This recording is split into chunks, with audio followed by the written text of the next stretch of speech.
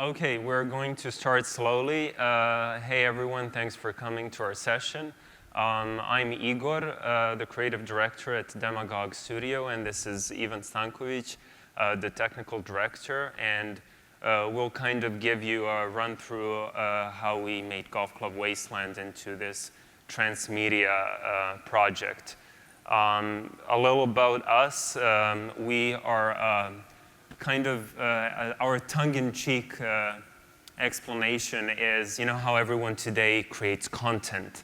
So we are content creators for a generation that will live to witness the Third World War. So we kind of experienced a lot in former Yugoslavia, and we kind of send that type of message to you guys, because obviously Silicon Valley ideology will also fall one day. And we do a lot of different kinds of media. We do films. I myself am a filmmaker. That's what I studied in college. We do video games and contemporary art installations. So we work in different fields, and expanding into a transmedia project came kind of naturally to us as second nature.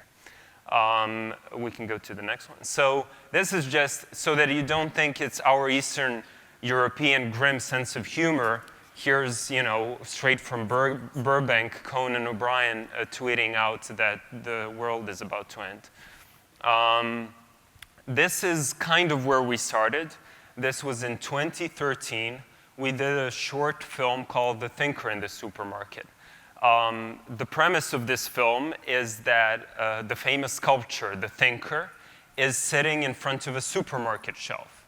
And you can hear the thinker's stream of thought. He is thinking about the history of packaging, of ketchup, potato chips, mustard, African slaves in ship holds on transatlantic ships, workers in factories, people in apartments, and packaging of nature.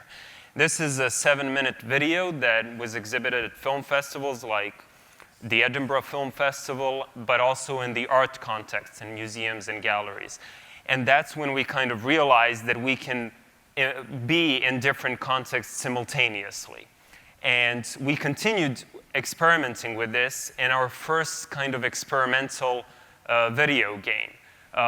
This is an infinite runner game where you're driving a shopping cart on an economics graph. And you have to avoid at all costs education, the environment, labor unions, and healthcare, and only maximize profits, you see.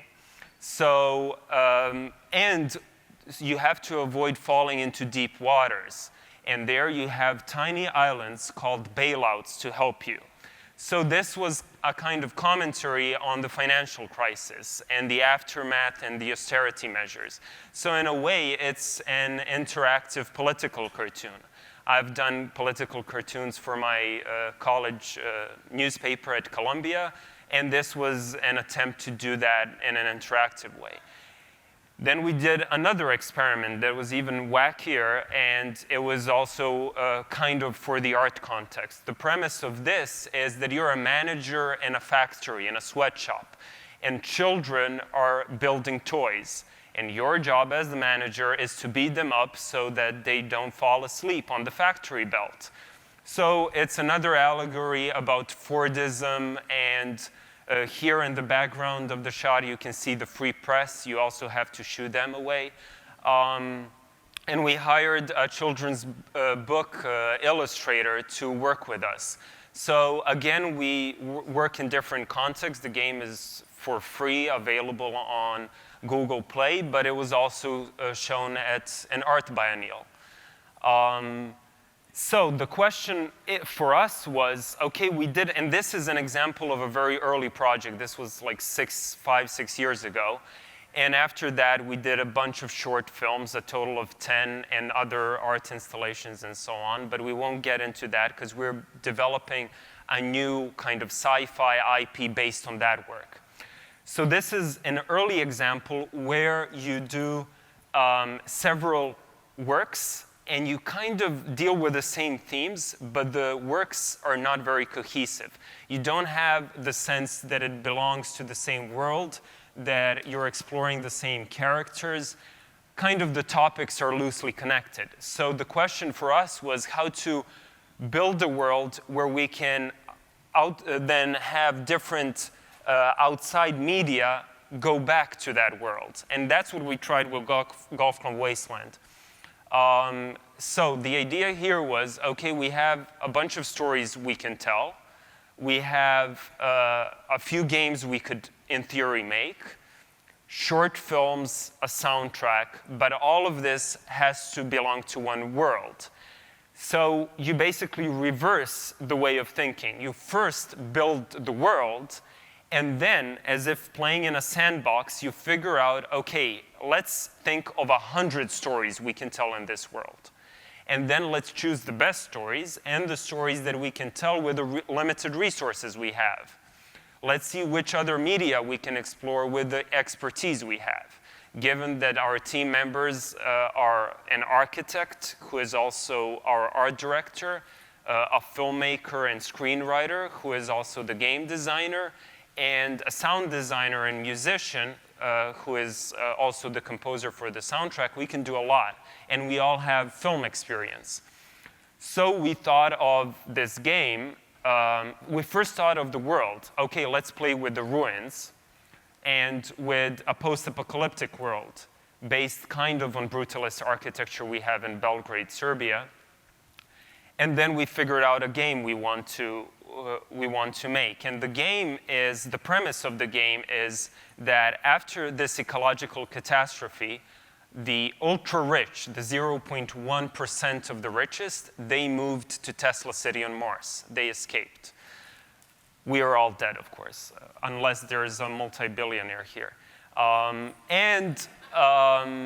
What happened is, in their free time, kind of for leisure, they travel back to Earth occasionally to play golf in the ruins over our dead bodies. So this was kind of the premise we started with. And we decided that we want to build the world out of these brutalist buildings and Central European monuments to have the decay of Europe and Western civilization, kind of a premonition of what will happen soon.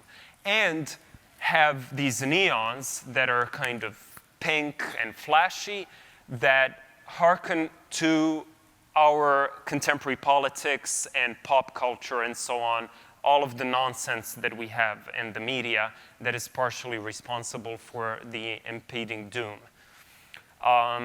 So how did we build the sandbox? First of all, because of the limits we have, we decided to envision the game as a side-scroller. So we built 2D assets. Stepko, our art director, drew them in a few days.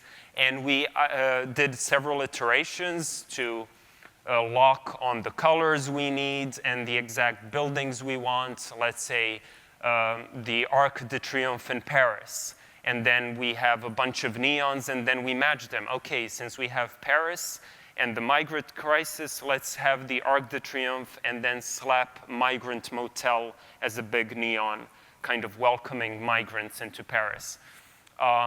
So those are all 2D assets. The only 3D elements are the golfer and the boy that you meet later on in the game. And we create depth by layering in these assets.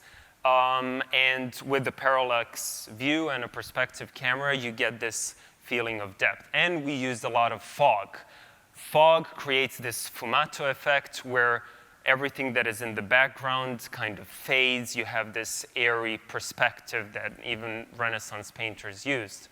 An important thing is architecture. So the beauty of ruins, just as ancient Greek or Roman ruins are beautiful, so will the ruins of LA one day be beautiful.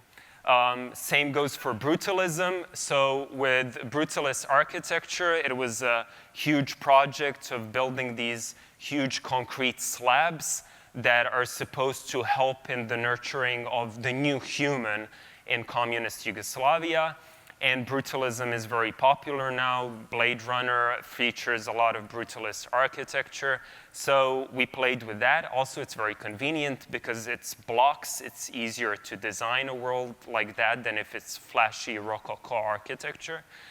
We used Spomenix. Spomenix is a big meme on like Tumblr and generally online. Spomenik is a Serbo-Croatian word for monument.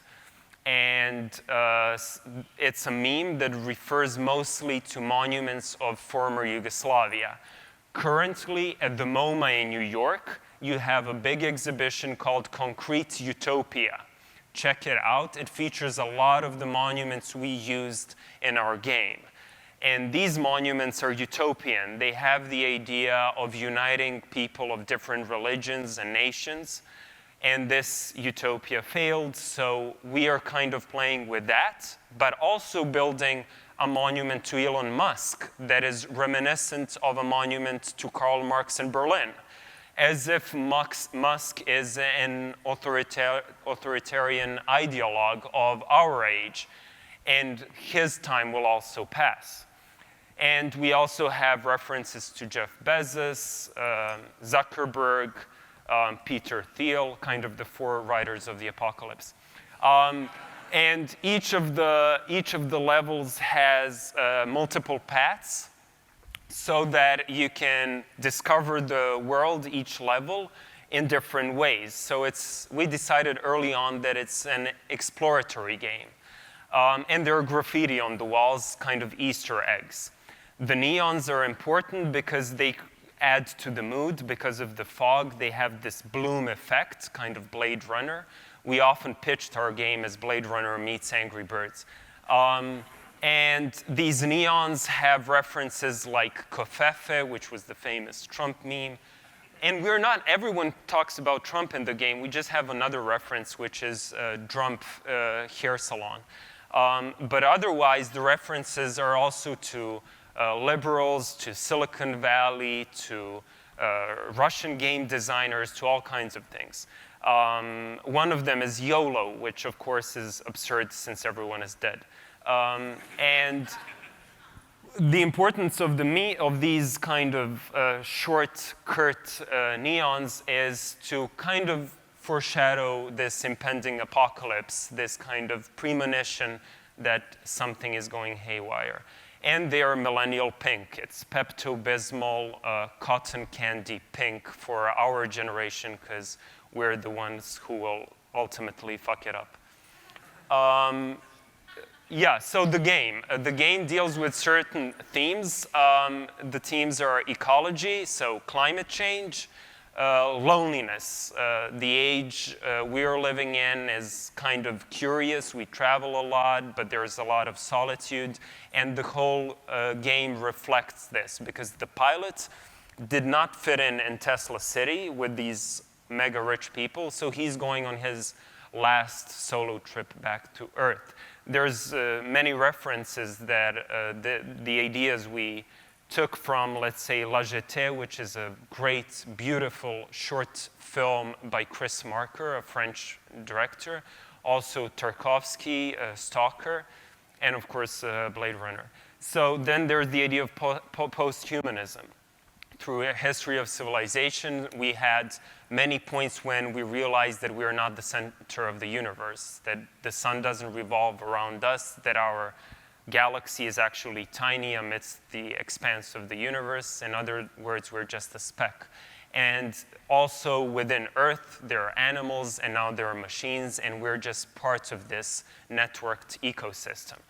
And in our game, it's a literally post-humanist world, and there are mutant animals roaming around. And there's the satiric element that is, I hope, obvious. There are three layers of storytelling. One is the story of the mutant albino boy. This boy you meet later on in the game, and I'll spoil it for you. Because of the boy, you decide to stay on Earth and not go back to Mars, even though radiation will kill you ultimately. The second layer of story is the diary of the pilot. So if you play well, you can unlock the pilot's diary entries, which are very literary. Sometimes he stumbles upon a book like Melville's Moby Dick or Cormac McCarthy's The Road or many other books.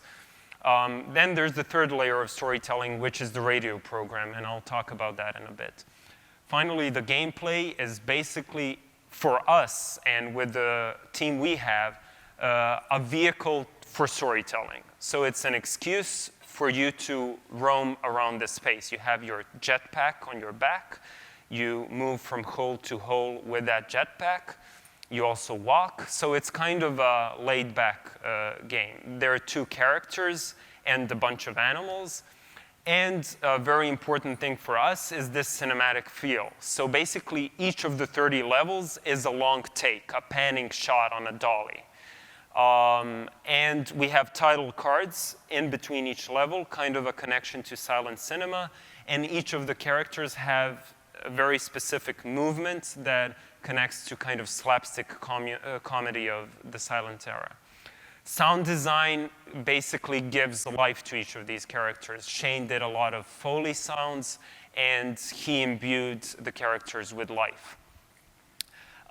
So, Radio Nostalgia from Mars is the soundtrack. It's a radio program that people who live on Mars listen to. They are now nostalgic for Earth they left behind, and as Bill Nye said in response to Musk, on Mars there's no oxygen. So life is kind of more difficult there, and you have to take your bone density pills because there's no gravity. And all of this you can hear in the radio program because Shane Barry is the host of the radio show, and he has these kind of PA announcements and commercials, and you kind of realize between songs in the radio that it's actually a very autocratic society. It's not this glorious future they're talking about. We did a total of 7 songs and 6 stories. Stories are told by actors. Some of them are German, Cuban, American. Some of them sing. And the songs are from the 2020s. They're very synth and beat heavy, but they add to this mood of nostalgia and melancholy. Again, the themes of the soundtrack have to reflect and be very interwoven with the themes of the game. Because the album is also available as a separate thing up on Apple Music, Spotify, whatever you use, and many people, their entry into this world is through the soundtrack, because it's simply a view on this same story from the perspective of Mars, whereas the game is the view of the story from the Earth perspective.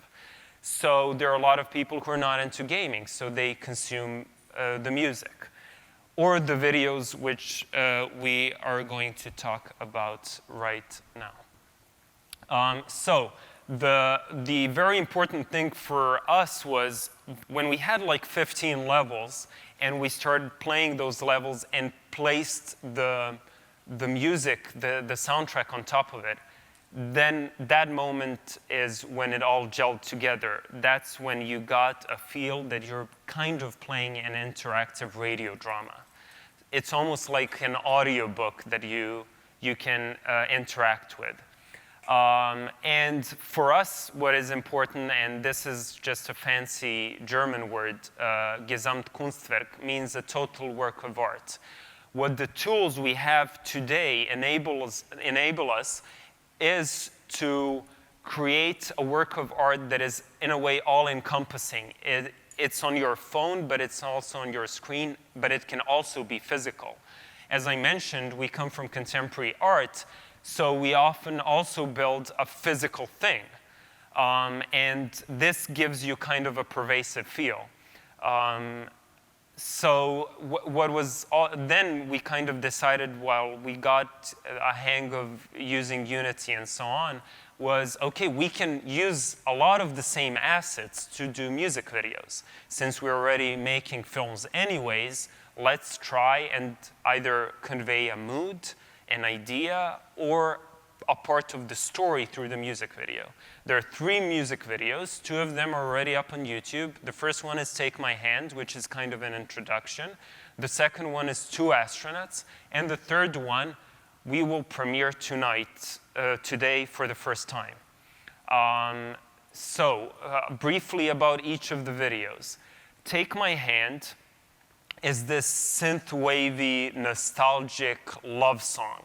The way we work is I write the lyrics, just as I write the story, and I send the lyrics to Shane. Shane looks at them, and he says what he thinks about it. We write back and forth. And I'm tone deaf, but what I do is, since I'm not ashamed in front of Shane, he's a good buddy of mine, I sing into my laptop. That's horrible. However, he somehow manages to create a melody from that kind of very crude sketch. So in other words, I am the provider of concept and story, and Shane as the sound designer, Stepko as the artist, or Ivan as the programmer. They then work on that based on guidelines. And then, because of the nature of Unity, I jump in at every moment and kind of check what's happening in this black box. What was important for this video is it's an introduction into the world, into the characters, and it sets the tone of longing. It's a game and it's a project about longing, about solitude. Just as you don't think about your health until you get sick, we're not really thinking about this earth we have until it will be too late. So we put you in a place when it already happened. There's no going back. So that was the motivation for this video. And we also implanted these micro-narratives through the neons. So here's a brief snippet, just a short snippet from that video.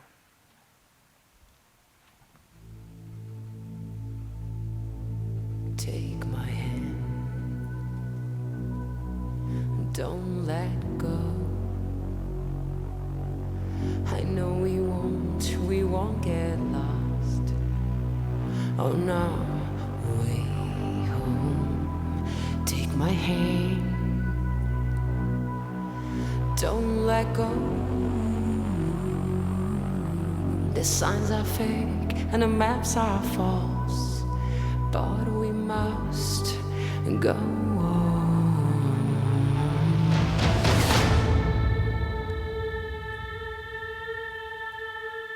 So that's just a 40-second part of a 4-minute video where we kind of introduce the world. As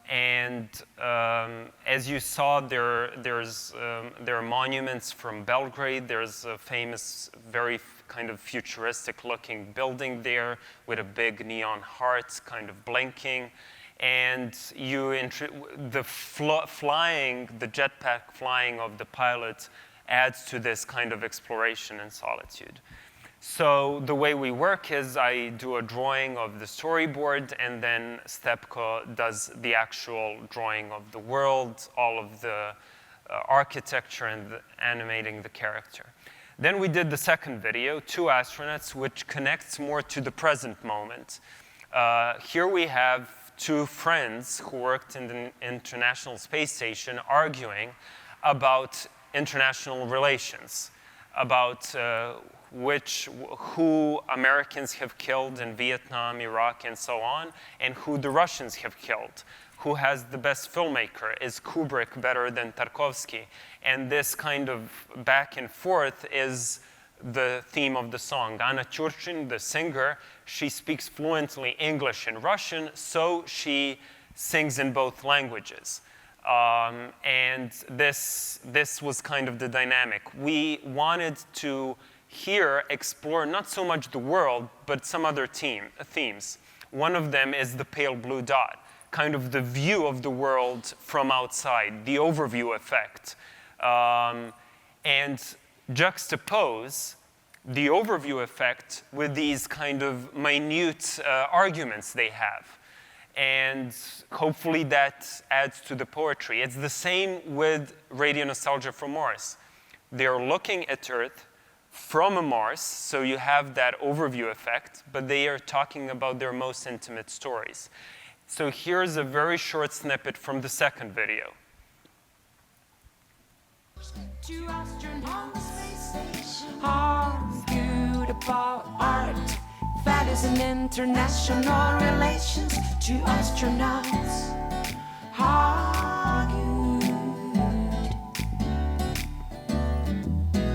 They speak in two tongues, but still for hours they talk. The same oxygen in their lungs, the same thrill on their spacewalks.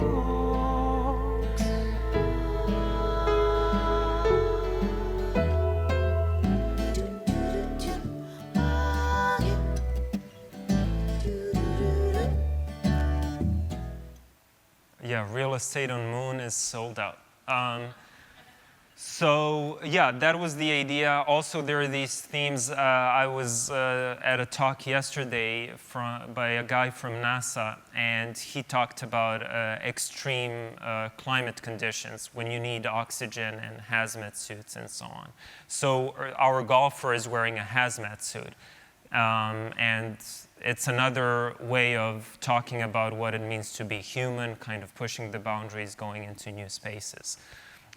Okay, so now we will introduce the third video, Distant Thunder, and we'll premiere it here at Unite LA. What was amazing is at Unite Berlin, we've been in the showreel with Take My Hand, and now we kind of come full circle and show this at Unite LA.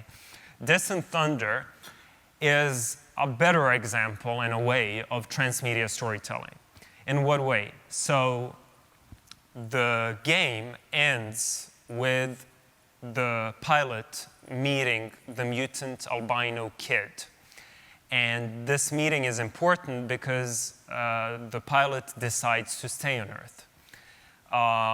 And it's a kind of emotional thing. We had a comment on the App Store, as a Russian American, I cried at the end. Or people in Japan really loved the aesthetic of the last scene because it really eases from the game aesthetic into a kind of animated film aesthetic as he continues walking outside of this wasteland golf course into the forest to meet the boy.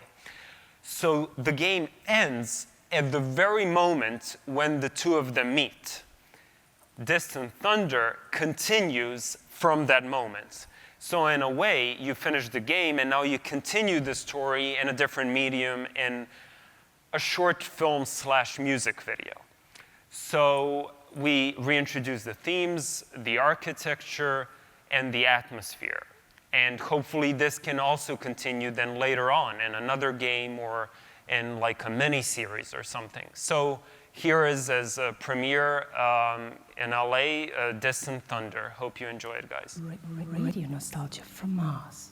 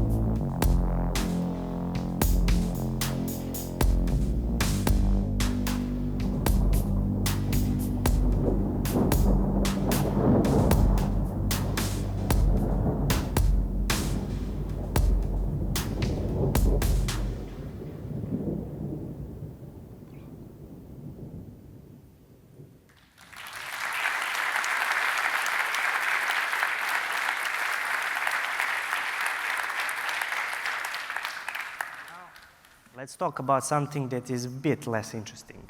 It's all nice and shiny when you're brainstorming, but then someone has to go down the trenches and do the dirty work. So the basic idea was to use Unity simply as a tool for world building.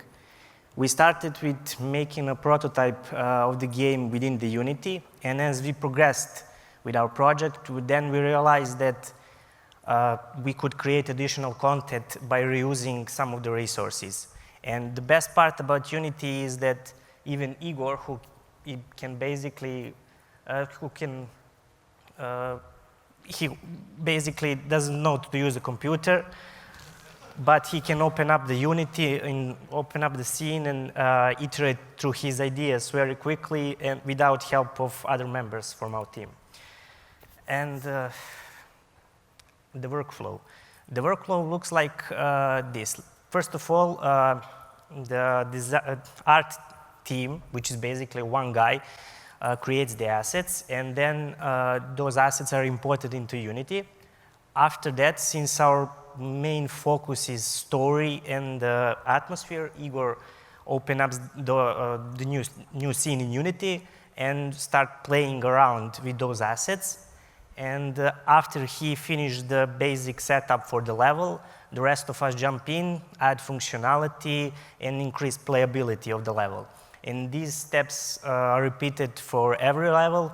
Of course, some of the resources are used, and some of the steps are repeated several times until the final look of the level is achieved.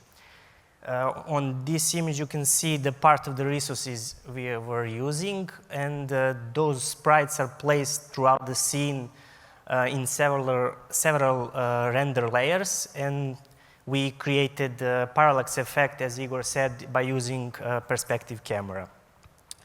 So what did we actually use? As we decided to use as a primary platform mobile, we constantly have to make sure that we are not using too much resources. So we, for the gameplay, Unity 2D physics were used. As mentioned before, sprites were placed around the scene. Sprite masks were very useful because we could change the order of rendering layers, and by changing the order and using the same sprites, we achieved the depth, illusion of depth while using less resources.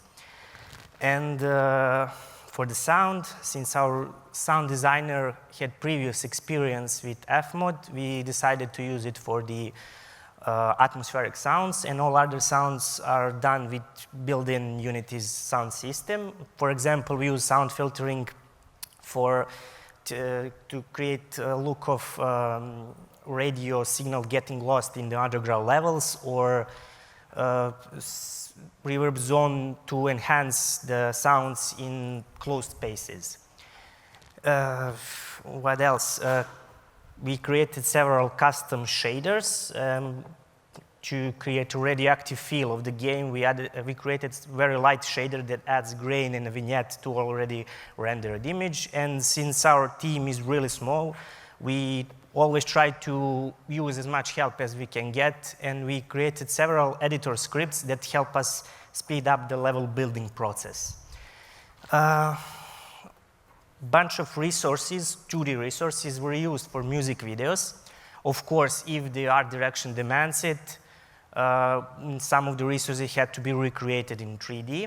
And on the contrary to the video game where the scenes are controlled with the script, music videos are controlled with the timeline. And what helped us, where Unity was very flexible, was 3D animations, because we could create animation in any other graphic software and just imported it in Unity and use it. That was very helpful.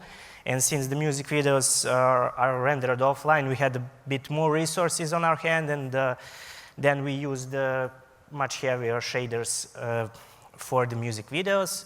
And to achieve the final look of the music video, post-processing step was, of course, used.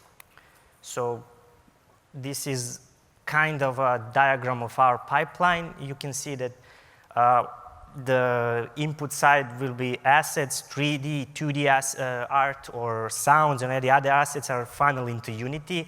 And there you can iterate quickly, try out different things, new ideas, and make decisions fast.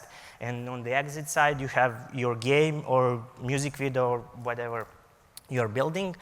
And of course, this pipeline is not set in stone. We managed to move a lot of post-processing work we had for first two videos. We had a lot of post-processing after the final image was rendered in Unity. We moved that into Unity with our last video you just saw here. So the assets are used as building blocks, and Unity is used as a tool to move around those building blocks and create, in our case, for now, game or music video, but perhaps in future some AR or VR installations. So that's it. You can wrap it up. So yeah, so the idea is, like Legos, the assets are simply building blocks, and Unity is a tool. So if you work with scissors and glue, that is your tool for putting the building blocks together. For us, it was Unity. And the important thing is, from the assets, we love Venn diagrams. For the assets, from that point one to the finish line, there has to be a guiding vision in each step.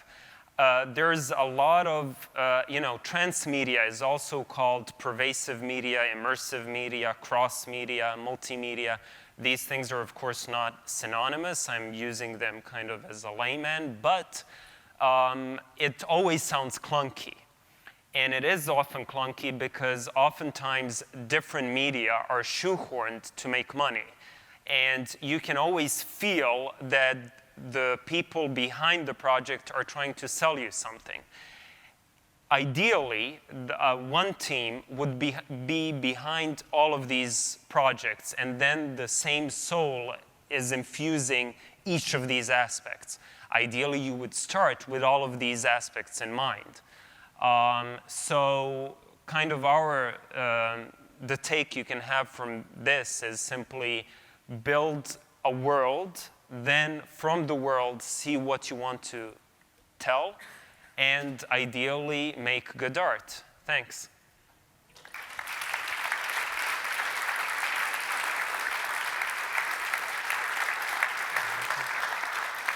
Good questions, 5 minutes. So if anyone has questions, there are 2 mics here. Feel free to ask. Or after. We'll also be in front of the room, but we would be happy to answer anything.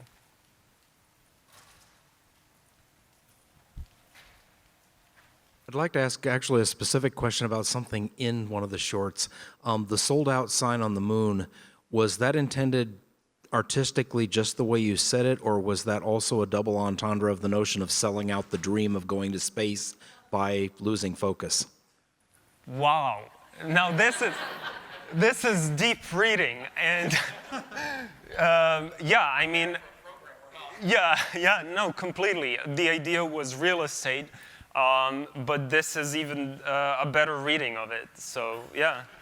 And I mean, ideally, that's what art is about. There has to be more layers of reading, right, of interpretation. Thanks.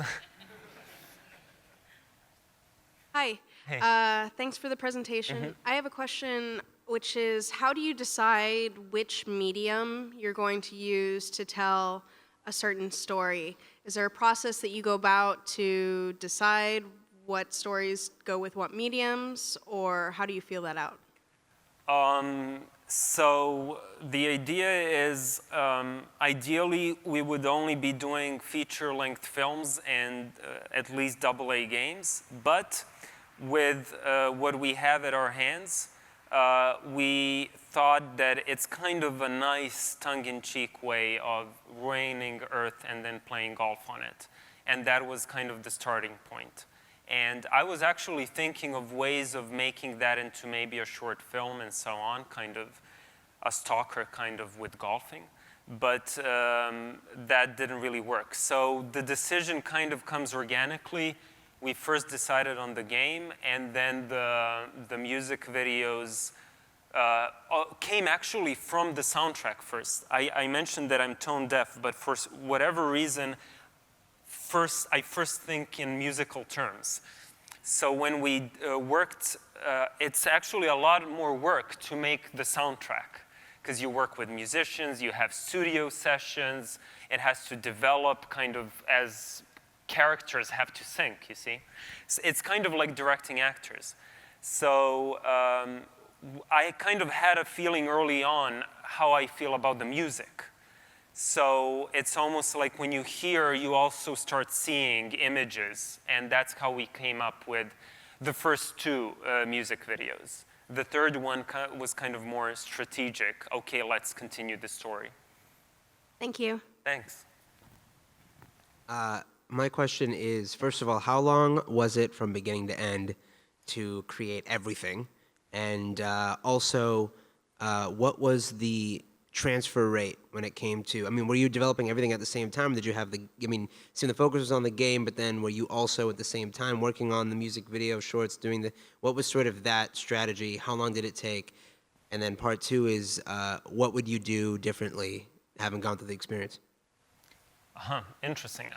Good question. So I think the actual process of game development it's kind of murky because we were doing a couple of things simultaneously. We also shoot like short films and stuff. But let's say up to 8 months for the game, which is okay for a team of 6. And I think per music video around a month. And the soundtrack was throughout all of this time, like from beginning to end, we were working on the soundtrack.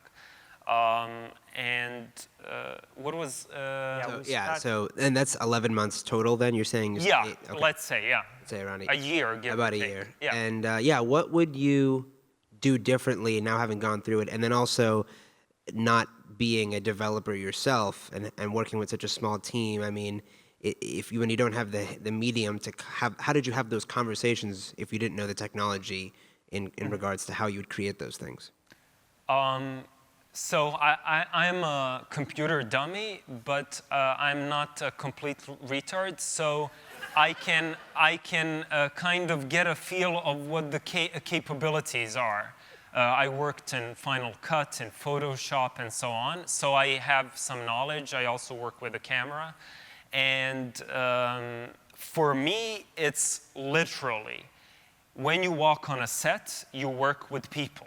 You work with your DOP, with the lighting department, and with actors. Here, you walk onto a virtual set on your computer. And there's Stepko, the art director, there's Shane, the sound designer, there's Ivan, and 3 other people. And it's kind of directing a scene. Like for the music videos, Stepko builds the scene, and then we choose camera angles. And we choose where to cut.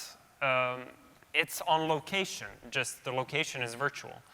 So for me, it actually came very naturally. I might have overplayed my stupidity. We are over our time. One more question. We have that we're over time, but yeah, we're not on TV, so one more question. Perfect. Okay. So it seems like you guys are, first up, a very capable group of individuals, but also when you were looking to get a team together, I saw on your website, you guys have been together informally since 2012.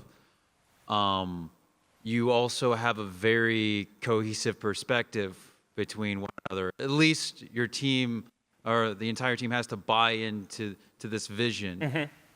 A lot of people worry about hiring people who are just good enough to get the job done. You had to worry about, can you work with this thing that I want to do as an artist? How did you go about that? So you're basically asking about the chemistry in the team and how we built the team. How did you go about building that? Life. So what happened was Ivan and I know each other for 15 years. We went to high school together. And Ivan went on to engineering school and got a master's in engineering, and I went on to film and philosophy, even though we went to the same kind of science-intensive high school. And two other friends also went to the same high school.